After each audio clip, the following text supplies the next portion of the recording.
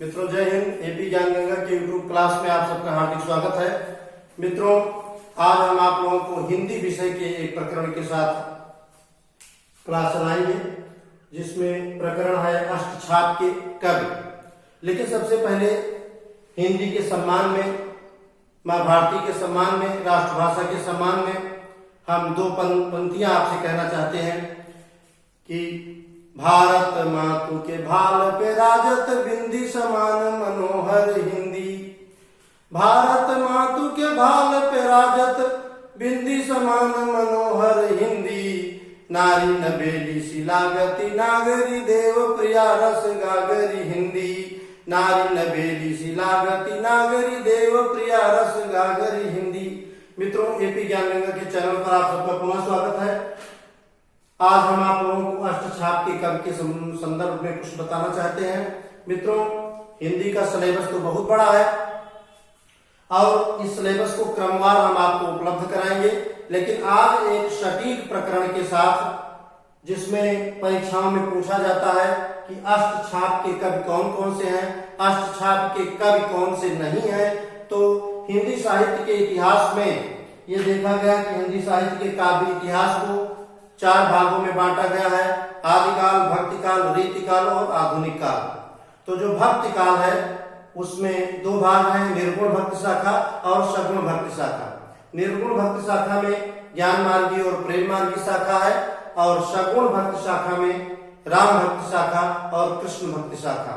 तो मित्रों कृष्ण भक्ति शाखा में यशोदा के पुत्र या देवकी के पुत्र नंद बाबा के पुत्र भगवान कृष्ण को ईश्वर के रूप में मान्यता दी गई है और महाकवि सूरदास कृष्ण भक्ति शाखा के प्रतिनिधि कवियों में से हैं, या ऐसा कहें कि कृष्ण भक्ति शाखा के शिरोमणि कवि हैं महाकवि सूरदास।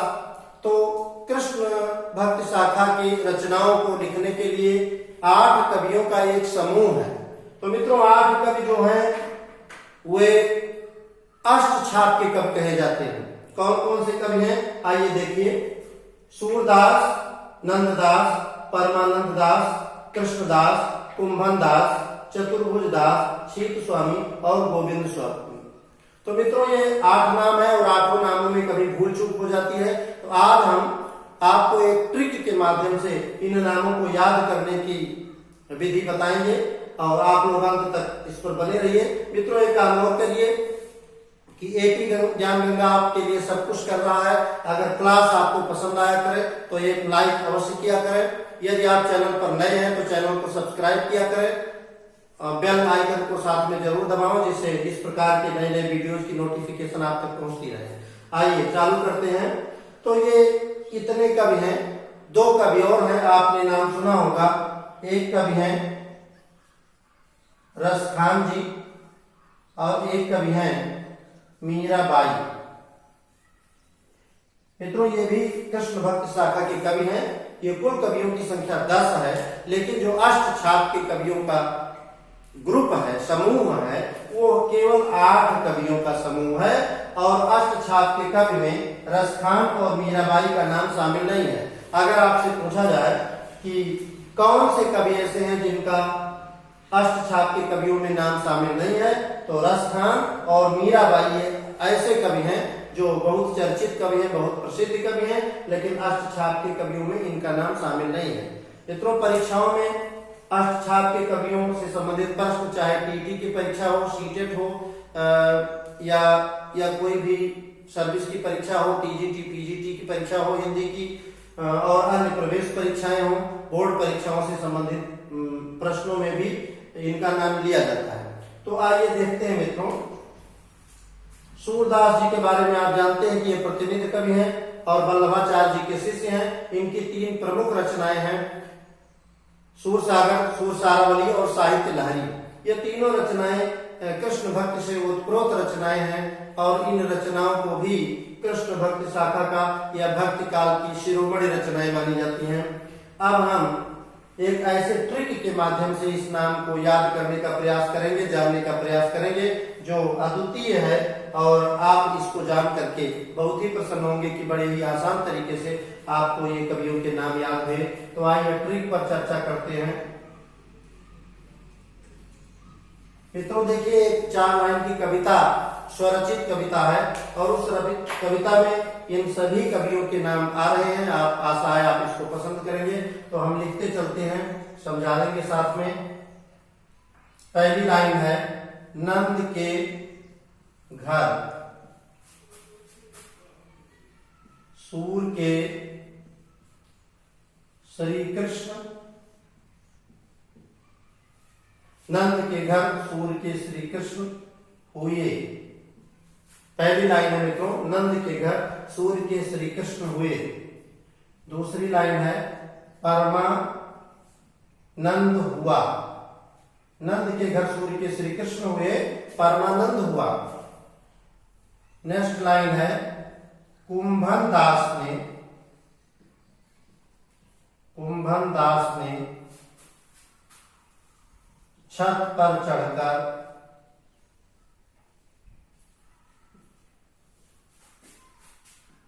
चतुर्भुजी गोविंद का भजन गाया। अब मित्रों इसको समझने का प्रयास करते हैं। पहले इसके पीछे जो कहानी है उसको जान ले। नंद बाबा के यहाँ भगवान कृष्ण पैदा हुए और उस जन्मोत्सव में सभी लोग प्रसन्न हुए, यानी परमानंद हो गए। नंद बाबा के यहाँ कृष्ण भगवान पैदा हुए, सब लोग खुश हो गए, आनंदित हो गए। फिर क्या हुआ, कुंभन दास नाम के कोई व्यक्ति हैं या कोई कवि हैं, इन्होंने क्या किया कि भजन गाने के लिए भीड़ बहुत ज्यादा थी, तो भजन गाने के लिए ये नंद बाबा के छत पर चढ़ गए। और जब छत पर चढ़ गए तो इन्होंने चतुर्भुजी गोविंद यानी जो भगवान कृष्ण हैं उनसे संबंधित भजन गाना चालू किया और आनंद बनाना चालू किया। अब हम इस कविता से अष्टछाप के कवियों को जोड़ते हैं। तो आइए देखिए, नंद, पहला शब्द है नंद। तो नंद का तात्पर्य है मित्रों नंददास। नंद का तात्पर्य है कि नंददास कवि हैं। उसके बाद में सूर का मतलब है सूरदास। सूरदास कहाँ है, ये यहाँ सूरदास का नाम दिया है, ये प्रतिनिधि कवि है। नंद के घर सूर्य के। मित्रों आगे है श्री कृष्ण हुए। तो श्री कृष्ण भगवान का नाम है, लेकिन यहाँ इस कृष्ण से मतलब है, कृष्ण का मतलब है कृष्णदास। नंद के घर सूर्य के श्री कृष्ण हुए, नंददास, सूरदास, कृष्णदास। मित्रों फिर क्या हुआ, जन्मोत्सव में परमानंद हुआ, तो परमानंद से हम नाम ले लेंगे परमानंद दास। फिर क्या हुआ मित्रों, कुंभन दास नाम के कोई व्यक्ति हैं, कोई कृष्ण प्रेमी हैं, वो नंद बाबा के यहाँ आए, तो कुंभन दास ये नाम आपका है, कुंभन दास। और फिर छत का मतलब है मित्रों, इससे तारतम्य लेंगे, छीत स्वामी नाम के कवि हैं, तो ये छीत स्वामी हो गया। फिर चतुर्भुजी यानी चतुर्भुज स्वामी नाम के एक कवि हैं, तो ये चतुर्भुज दास हो गया। और इन सब ने मिलकर भजन गाया गोविंद का, तो गोविंद दास नाम के, गोविंद स्वामी नाम के एक कवि हैं। तो मित्रों नंद के घर नंददास, सूर्य के सूरदास, श्री कृष्ण हुए कृष्णदास, परमानंद दास, कुंभन दास, छीत स्वामी, और मित्रों ये चतुर्भुज से चतुर्भुज दास, और ये छीत स्वामी, और गोविंद से गोविंद दास। तो मित्रों अष्टछाप के कवियों का क्रम है, कविता है। नंद के घर सूर्य के श्री कृष्ण हुए, परमानंद हुआ, और कुंभन दास ने छत पर चढ़कर चतुर्भुजी गोविंद का भजन गाया। अब आप ये समझ लें कि इसमें यदि पूछा जाएगा कौन से कवि अष्टछाप के कवि हैं, तो इनमें से कोई एक प्रश्न दिया रहेगा। यदि पूछा जाएगा कौन से कवि अष्टछाप के नहीं है, तो मित्रों इसमें से 3 नाम दिया रहेगा और एक नाम कोई अलग रहेगा। मित्रों इसके आगे के वीडियो में इसी पर 4-6 MCQ लेकर के आ रहे हैं, तो आप इसको पढ़िए और MCQ क्लास देखना न भूलिएगा। मित्रों इन्हीं शब्दों के साथ वाणी विराम देते हैं। जय हिंद, जय भारत।